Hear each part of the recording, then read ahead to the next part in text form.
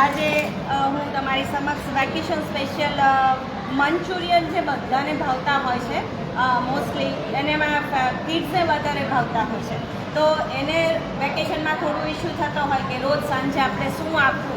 તો આજે હું થોડું એનું હેલ્ધી વર્ઝન લઈને આવી છું કે તમે છોકરાઓને ખવડાવવામાં જરા હિચકિચાટ નહીં થાય, કારણ કે એક તો ઘરે બનાવેલું છે, નોન ફ્રાઈડ હશે, અને પ્લસ એમાં આપણે કોઈ જાતના હાર્મફુલ કેમિકલ્સ કે એવું કંઈ બહુ એડ નથી કરવાનું.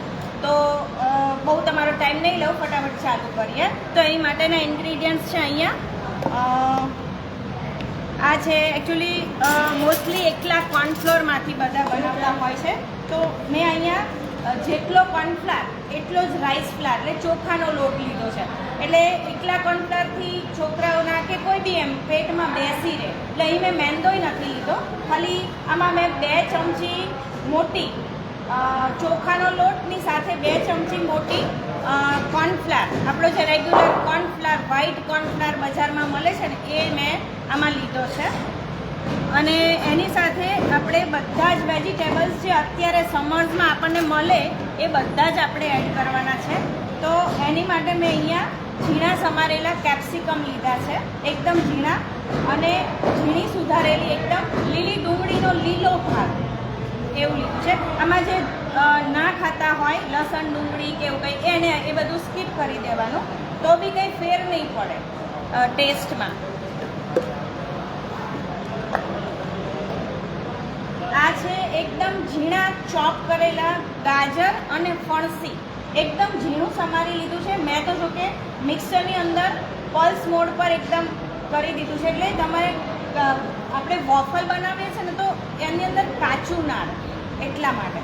અને આ છે કોબીજ, એકદમ મેં આને પણ મેં પલ્સ મોડ પર ઝીણી કરી દીધી છે, જેથી એનું કામ એકદમ આસાન થઈ જાય. તમે છીણશો ને તોય મોઢામાં આવશે, અને ચડશે નહીં ને તો કાચું લાગશે. એટલે આ એકદમ મેં પલ્સ મોડ પર એને ઝીણું એકદમ પીસી લીધું છે. અને આ મેં એની સાથે સર્વ કરવાનો સોસ બનાવીને હું લાવી છું.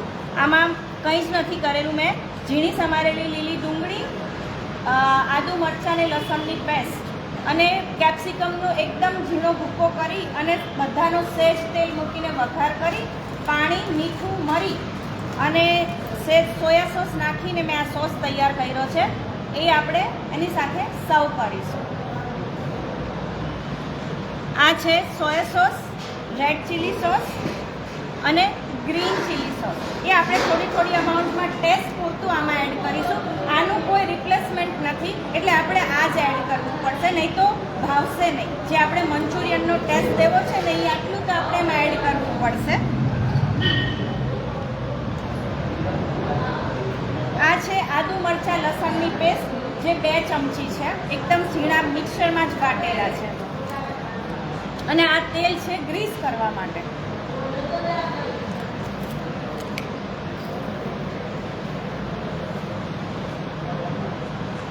તો આ બાઉલમાં હું 2 ચમચી જે આપણું એકદમ ઝીણું સમારેલું કોબી છે એ લઈશ. એની અંદર આ 2 ચમચી કેપ્સિકમ અને આ 3 ચમચી જેટલા ગાજર અને ફણસી જે એકદમ સરસ આપણે ચોપ કરીને લીધા છે એ એડ કરી દઈશું. એ તમે જોઈ શકો છો કે આપણા જે લોટ કે ફ્લાર છે એની બદલે આપણે વેજીસ વધારે લીધા છે, એટલે એ એકદમ હેલ્ધી બનશે. એ છોકરાઓ જે વેજીસ નથી ખાતા એ આમાં ખાઈ લેશે. એની અંદર આ 1 ચમચી જેટલી મેં મોટી આદુ મરચાં લસણની પેસ્ટ એડ કરી છે. એને સિઝન કરીશું આપણે. 1 ટીસ્પૂન જેટલા બ્લેક પેપર, કાળા મરીનો પાવડર હું એડ કરીશ અહીંયા તીખાશ માટે.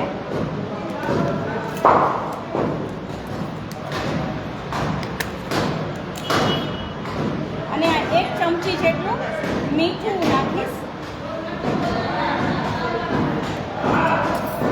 અને આ બધું સરસ મિક્સ કરી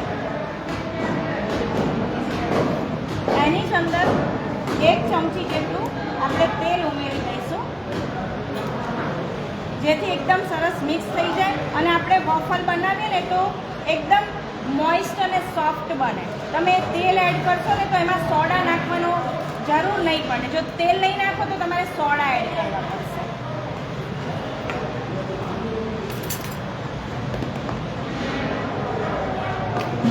હવે એની અંદર ફ્લાર એડ કરી દઈશું. જે આપણે ચોખા અને કોર્નફ્લાવર જે મિક્સ કરેલું મિશ્રણ છે ને એ જ હું આમાં મિક્સ કરી દઉં છું. આમાં 1 ચમચી જેટલો લોટ બચી ગયો છે. એની અંદર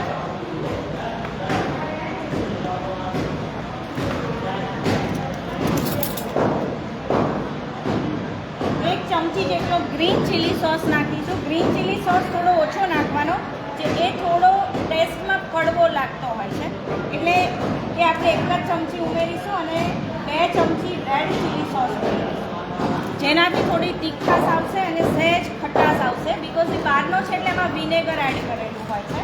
અને 2 ચમચી જેટલો આપણે સોયા સોસ એડ કરીશું, જે આ મંચુરિયનનો જાન છે.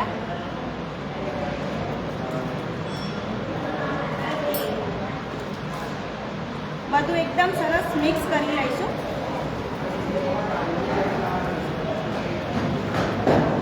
મીનવાઇલ મેં અહીંયા વોફર મેકર પ્રીહીટ કરવા મૂકી દીધું છે.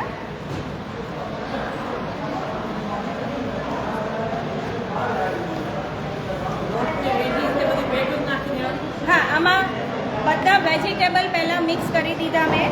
પછી એની અંદર આદુ મરચાં લસણની પેસ્ટ એડ કરી દીધી.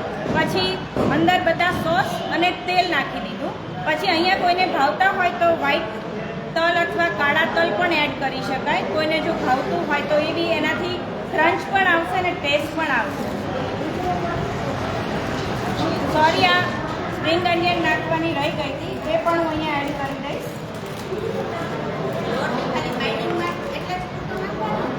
હા, બસ. એટલે મેં અહીંયા 4 ચમચી જેટલો લોટ લીધો હતો, 2 ચમચી ચોખાનો અને 2 ચમચી કોર્નફ્લાવર. એમાંથી લગભગ 1.5 ચમચી જેટલો લોટ બચેલો છે. બસ એટલું જ. પછી આપણે સોસ નાખીશું ને એટલે આવું ટેક્સચર થઈ જશે. એકદમ લમ્પી ટેક્સચર છે. હજી આને વોફર બનાવવા માટે આપણે થોડું પાણી એડ કરવું પડશે. એટલે જેટલું જરૂર હોય ને એટલું જ પાણી એડ કરવાનું છે અહીંયા. કારણ કે કોબી અને બધા જે આપણે વેજીસ એડ કરેલા છે એ બધા આમાં પાણી છોડશે.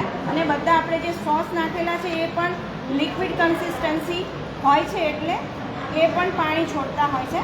એટલે એને આવી રીતે એકદમ સરસ મિક્સ કરીને લગભગ 1 થી 2 ચમચી જેટલું જ પાણી આમાં ગયું છે. તો આ જોઈ શકો છો, એકદમ સરસ આનું ટેક્સચર થઈ ગયું છે. હવે આ વોફર મેકર આપણું રેડી થઈ ગયું છે. પ્રીહીટ થઈ ગયું છે. એને હું આ ઓઇલથી ગ્રીસ કરી દઉં છું. બંને સાઈડ ગ્રીસ કરવું કમ્પલસરી છે, નહીં તો એમાં સ્ટીક થઈ જશે. એટલે પછી આ જે બેટર છે એ મોસ્ટલી 2 ચમચી જેટલું, એટલે કે આ જે ચમચો આપણો હોય છે એ 1 ચમચા જેટલું બેટર જશે આમાં. અને થોડું કડક બેટર હોય છે એટલે આપણે એને સ્પ્રેડ કરવું પડશે. આવી રીતે સ્પ્રેડ કરી અને કોઈને મેં કહ્યું એવી રીતે ગમતું હોય તો ઉપરથી કાળા અથવા સફેદ તલ પણ આમાં એડ કરી દેવાનું અને પછી એને બંધ કરી દેવાનું.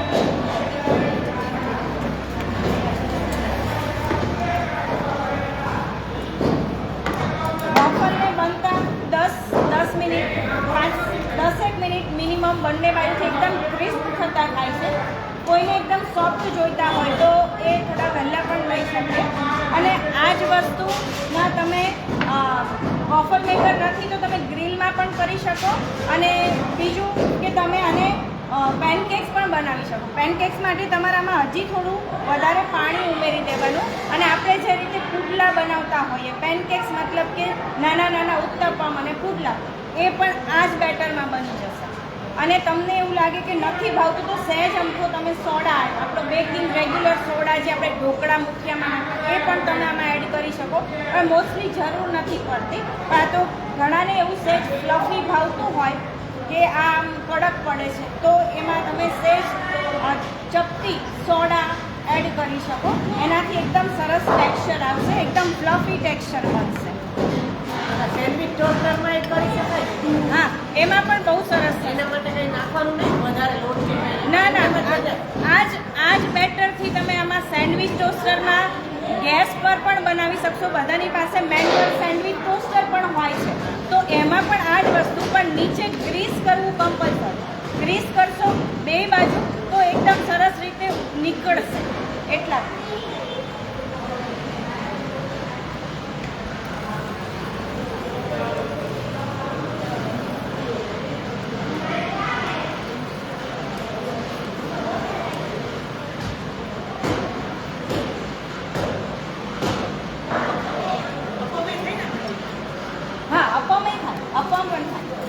અપમમાં તમારે એવું લાગે ને તો થોડું હજી કડક રાખવા. આમાં પાણી થોડું ઓછું ઉમેરવાનું તો અપમ સારા થશે. કે આ બેટર પણ ચાલશે. આ વોફલનું બેટર એ તમારે અપમમાં ચાલે. હા, આને વધારે પાતળું કરવાની જરૂર નથી. પાતળું તમારે પેનકેક્સ બનાવવા હોય ને તો સહેજ પાતળું, કે તમારે આમ ફેલાવવું ના પડે. આમાં જે આપણે દબાવીને પ્રેસ કરીને ફેલાવવું પડે એ તમારે ના કરવું પડે.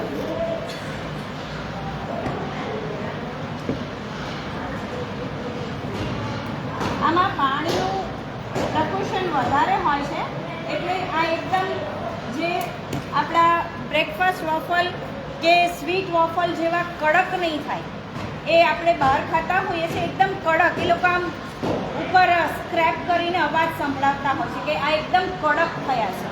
પણ આમાં આપણે કોઈ જાતનું ક્રમ્બલ કે કંઈ વસ્તુ સોજી કે એવું કંઈ નથી નાખતા ને પ્લસ આમાં બધા વેજીસ પાણી છોડે છે એટલે આનું જે ટેક્સચર છે ને એ થોડું સોફ્ટ જ રહેશે. એટલે તમે ગમે એટલું એને કૂક કરશો ને તો એનો કલર ફરી જશે પણ એકદમ સોફ્ટ રહેશે. એટલે આમાં તમે જોઈ શકો છો કે આની અંદર આપણે સોડા નાખવાની બિલકુલ જરૂર નથી. સોડા ક્યારે નાખવું પડે કે જે તૂટે નહીં, ત્યારે આપણે એની અંદર થોડો સોડા એડ કરીએ તો તૂટી જાય કે ફ્લફી થાય એમ. પણ આમાં આટલા બધા વેજીસ છે એટલે કંઈ નાખવાની જરૂર જ નથી.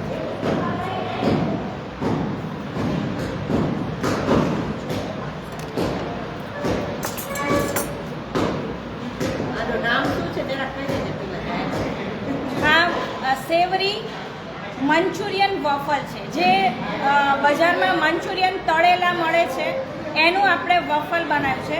આમાં બિલકુલ ઓઇલની જરૂર નથી પડતી, બટરની પણ જરૂર નથી પડતી કે કોઈ પણ વસ્તુની જસ્ટ આપણે ગ્રીસ કરવું પડે એટલા પૂરતું જ ઓઇલની જરૂર પડે છે. આને તમે બ્રેકફાસ્ટમાં લઈ શકો ને ડિનરમાં પણ લઈ શકો અને ઇવન તમે લંચ બોક્સમાં કે સર્વિસ પર જાઓ છો કે કિડ્સને તમે લંચ બોક્સમાં પણ આપી શકો.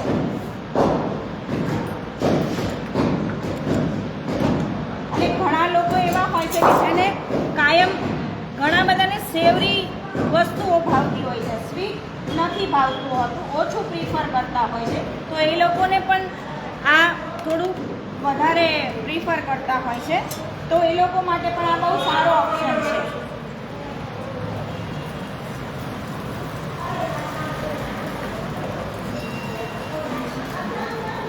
આવી રીતે એને વ્યવસ્થિત થોડું સ્પ્રેડ કરી લેવાનું.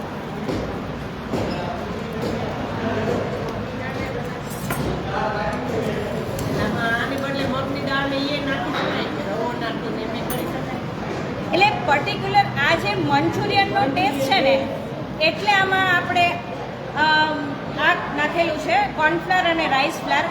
એનો અલગ રેસીપી હોય. જે તમારે મગની દાળના ને એ કરવા હોય તો એની રેસીપી અલગ થાય. એનું બધું જ માપ ફરી જાય. મગની દાળના લોટનું અથવા વાટેલી મગની દાળનું કરો તો એનું બધું માપ અલગ હોય. ઇવન તમે સૂજીનું પણ કરી શકો. સૂજીમાં પણ આ જ રીતે વેજીટેબલ પણ એનું માપ બધું પાણીનું બધું જ ફરી જાય. એની અંદરના મસાલા પણ ફરી જતા હોય. એટલે આ છે એ એકલા મંચુરિયનની જ રેસીપી છે. એટલે મંચુરિયનમાં જેટલા મસાલા કે જે કંઈ બી પડે છે એ જ આ છે. બાકી આ રેસીપીને તમે આની અંદર બીજા કોઈ ઇન્ગ્રીડિયન્ટ નાખીને અને બીજું ના બનાવી. બધાની એક અલગ અલગ રેસીપીઝ હોય, એનું અલગ અલગ માપ હોય, એટલા માટે એનું ટેક્સચર આવું નહીં થાય. પછી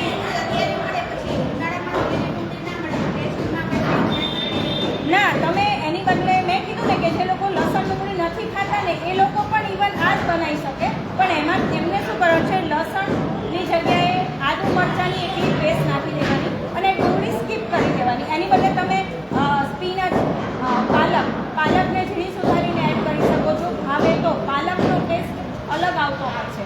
પછી એની અંદર તમે લીલી ડુંગળીને બદલે તમે કોથમીર પણ નાખી શકો. એનો બી ટેસ્ટ વધારે સારો. પાલક કરતાં તમે કોથમીર એડ કરશો તો એનો ટેસ્ટ વધારે સારો આવશે. એટલે આમાં વોફલ મેકર જોઈએ જ એવું જરૂરી નથી ટૂંકમાં, કે તમે આને એઝ અ પેનકેક્સ પણ યુઝ કરી શકશો. અને તમે કીધું એમ અપમ પેનમાં બી આ બહુ જ સારું ઓપ્શન છે અપમનો. એ પણ તમે બોલ્યા તો મને પણ ખબર પડી કે ચાલ આનાથી અપમ પણ બહુ સરસ બને, કારણ કે ફટાફટ બની જાય અને ઓઇલ ફ્રી જ બને એટલા માટે.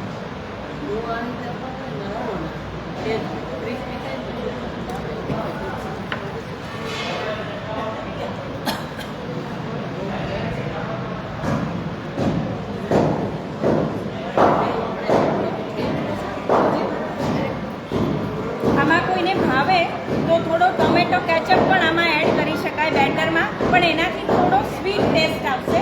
એટલે એ અને મંચુરિયન સાથે ટેસ્ટ નહીં બેસે. એટલે આ તો ઘણાને એવું હોય કે આપણા ગુજરાતીઓમાં ખાસ કરીને સહેજ સ્વીટ ટેસ્ટ ભાવતો હોય છે, તો અહીંયા આપણે થોડો 2 ચમચી ટોમેટો કેચઅપ પણ આમાં એડ કરી શકીએ. જો આપણી પર્સનલી પ્રિફર એવું કરતા હોય કે સહેજ સ્વીટ હોય તો વધારે મજા આવે, તો એમાં તમે આપણું રેગ્યુલર જે ટોમેટો કેચઅપ આવે એ પણ આમાં એડ કરી શકો.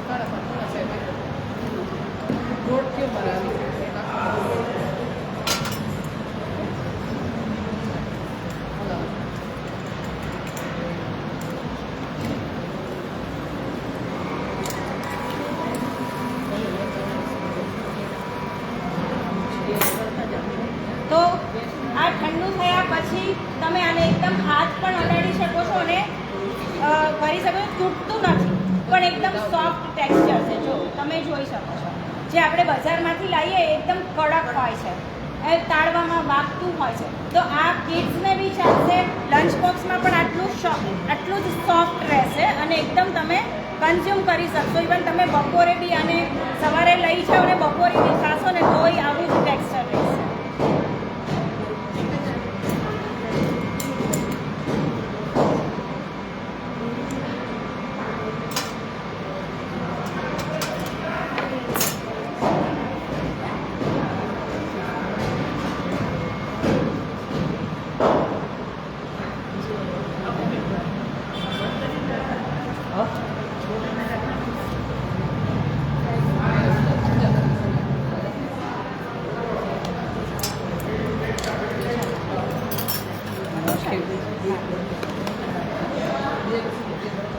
તો આમાંથી આપણે જેટલું આ બેટર બનાવ્યું હતું એમાંથી 4 વોફલ આરામથી બની જશે. એટલે તમે એવું રાખો કે લંચ બોક્સ માટે તો આટલું ઇનફ છે, થઈ જશે. એટલે તમારે ક્યારે બી ગાજર, હા ના વટાણા, વટાણાને અધકચરા કરશો ને તો એ બાઈટ આવશે ને કાચું મોઢામાં ફીલ થશે, એટલે વટાણા નથી લીધા. હા, કોબી, લીલી ડુંગળી, ફણસી, ગાજર અને કેપ્સિકમ.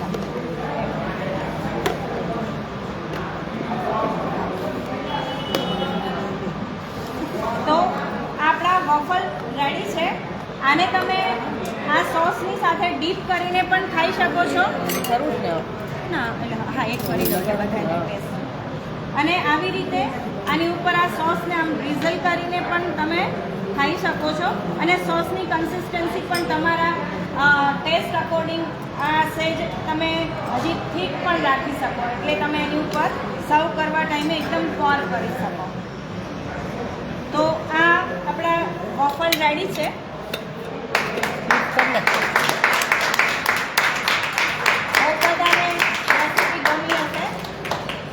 એકદમ એકદમ ફટાફટ બની જાય છે.